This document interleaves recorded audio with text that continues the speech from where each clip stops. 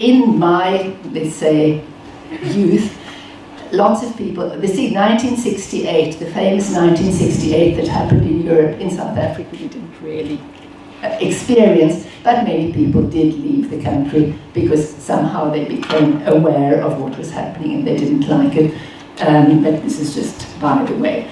Another group area which was introduced later were the so-called Bantustans or homelands, which was an idea which came later, after 1948. It was possibly the beginning of the 60s, I would say, when they decided that it was better not to give any kind of right to the black people of South Africa. So what did they do? They invented 10 homelands or Bantustans, and these homelands were going to become the countries, the countries that these people, the black people, would belong to. They would actually get passports and they would have voting rights, not in South Africa, but in their new country. And these countries were given to these people according to the language they spoke, according to where their parents had possibly come from. Their parents had possibly come from the Transkei, the Ciskei,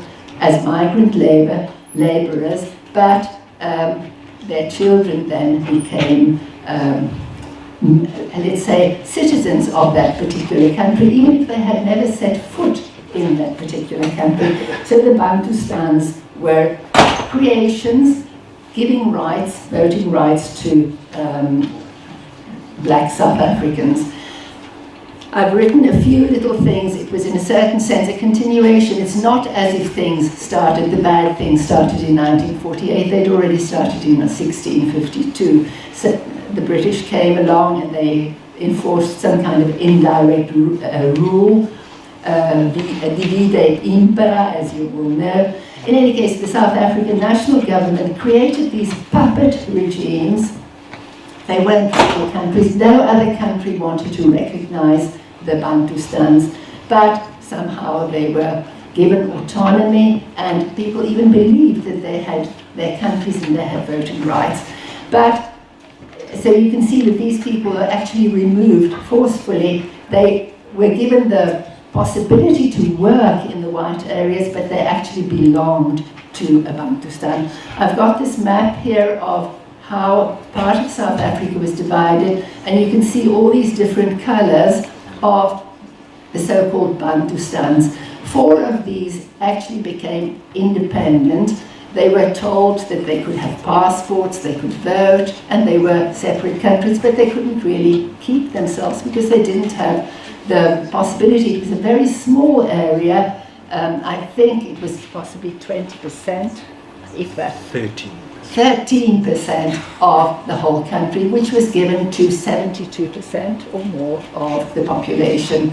So obviously it was a small piece of land, and as you can see here, and I can possibly point them out to you, something which is happening, and I said I wouldn't mention Israel very often, but what I can see in the West Bank, in Italian you have this expression, fazzolettine di terra, so little pieces of land, and this is now a country. And in a certain sense, this is happening in the West Bank too.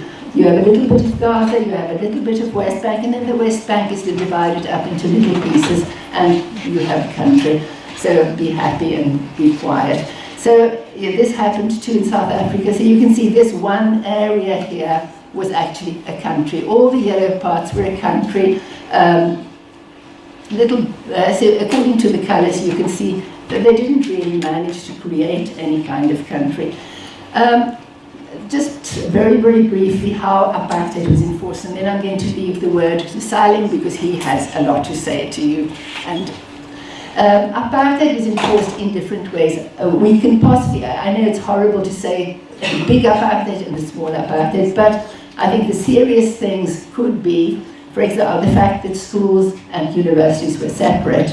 For a while they were kept together, and then when I started university in 1965, it was the last year in which there were still students who were not white in my university. Then little by little they started creating black universities, coloured universities, etc., etc. So universities were separate, schools were separate, hospitals, you couldn't possibly be in the same ward, in the same hospital room with a person who was not white or whatever. I don't know what happened if you found it with the other, because I didn't have the experience with, for example, colored people, black people. Could they be put together? The attempt was to separate. So it was really a divide et impera. So they didn't only divide black from white, but also black from colored from Indian. And there was also, you are a little better than those people, you are a little better than those people. So it was also playing people off against each other. The educational opportunities for blacks were definitely inferior. So you would find 50 pupils in a class, where in a white school you would find 20 pupils, and obviously many more opportunities than you would for the black kids. No political presentation, people could not vote. Job reservation, if you were white and another person applied, a person who was not white, you got the job. So the white people had the preference in any kind of job application, even if they were useless. Salaries were unequal. No black trade unions until much later with Kosato, I think. Kosato. And then there was also, especially I remember in Johannesburg, curfews. People had to be in their township at a certain point. They couldn't be in the wrong place. They couldn't be in a white area unless they were working for a family.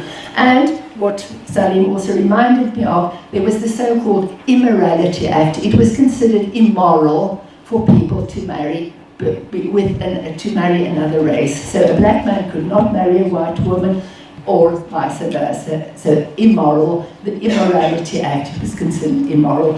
And then we also found what I called here petty apartheids, things which were really minor in comparison with the previous things. I mentioned beaches were black or white, park benches were black or white, so you could actually see on the park benches whites only, non-whites only.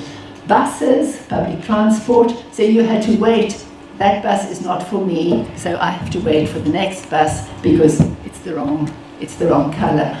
And then public buildings, you could see queues, people queuing to go to the post office. On the one side, whites, on the other side, non-whites, and the treatment was obviously different.